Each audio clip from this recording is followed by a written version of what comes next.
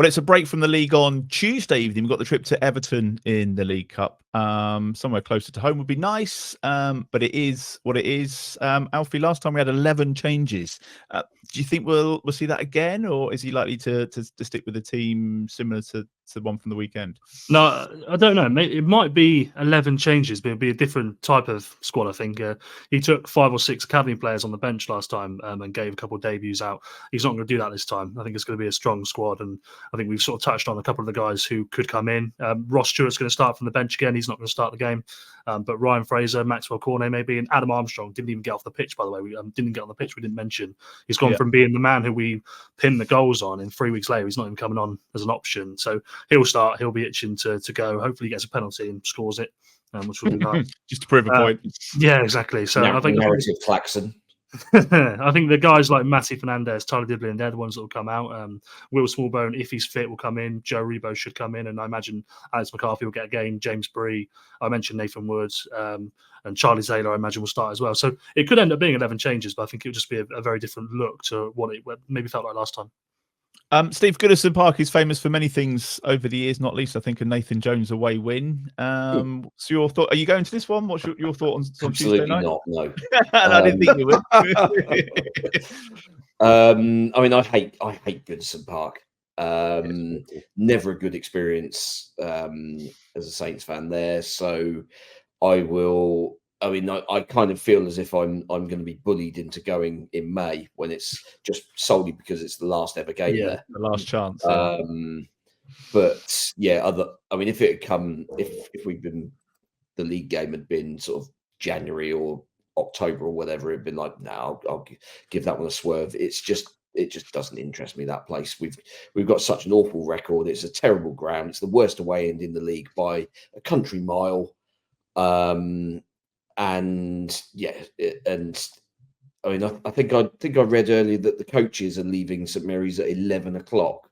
So I mean, if you look at how long that's going to take to get up there, and back, and likely getting home at like 3-4 o'clock in the morning, that's just that doesn't bear thinking about. I think for a midweek one now. Especially when priorities are so very clearly elsewhere. I mean, Everton will probably make fairly wholesale changes themselves, but I mean, they're able to spend that. I mean, despite the fact that they've been on the brink of going bust for seemingly 3 years, they're still able to make £35 million signings. So yeah, they've got enough talent there to be able to make a lot of changes and still be able to put a fairly strong side out. So yeah, I mean, it's not going to be an easy game, that one, that's for sure. Whichever way you look at it, Glenn, I mean, Everton are essentially a club in a bit of a mess, aren't they? So it's an opportunity, but as Steve said, it's not been a happy hunting ground for us, and it certainly won't be a walk in the park. No, I mean, if you want to look at the draw in a positive light, it's a step up in opposition, standard of opposition from Cardiff, but things have changed a little bit now, and a number of players who played against Cardiff, their status has changed a little bit. Like Dibbling and Fernandez, they're now part of the Premier League starting 11. So, be interesting to see whether will Sam Amo get a game, or will it be more likely to be Max Cornet and people like that? That's a good point. Good point.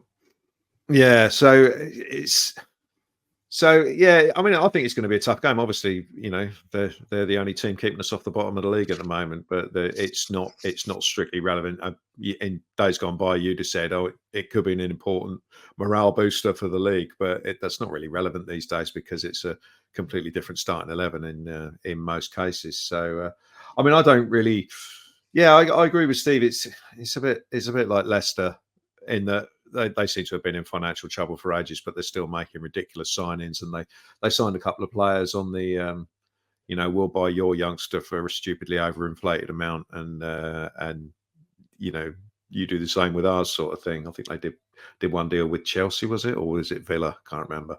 But yeah, I mean, it'll be a tough game. Games against Sean Dyche teams, there's going to be a large element of physicality to it, so maybe going with the more experienced players in this game would be the way to go.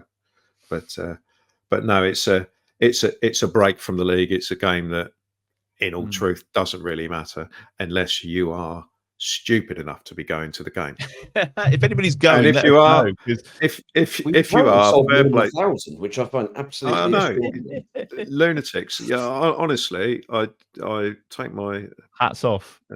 my hat off. If I had a hat, I'd take it off. That's but that, yeah, I mean, if you go into that game, you deserve some sort of medal. But so hopefully we can bring it home.